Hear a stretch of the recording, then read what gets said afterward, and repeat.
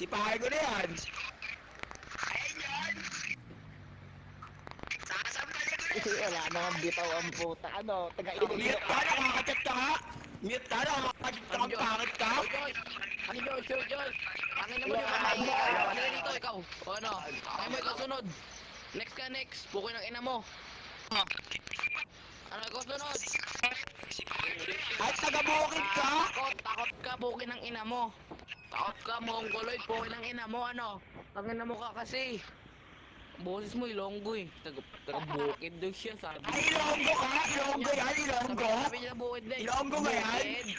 Paano sabi ilonggo ko? Dahil pa sa forma ko. Ilonggo ba yan, Ilonggo? Ano ba? Baka taga-QC yan. Hindi. Di ba yung mga taga-Ilogo? Gago, naka-bulls yan. Naka-Jordan yan.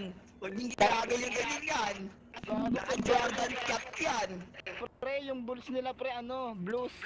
Ayun, bukid na ina mo, naka-Jordan yan. Sabay ano, high cut. Wag pre, naka-POB yan.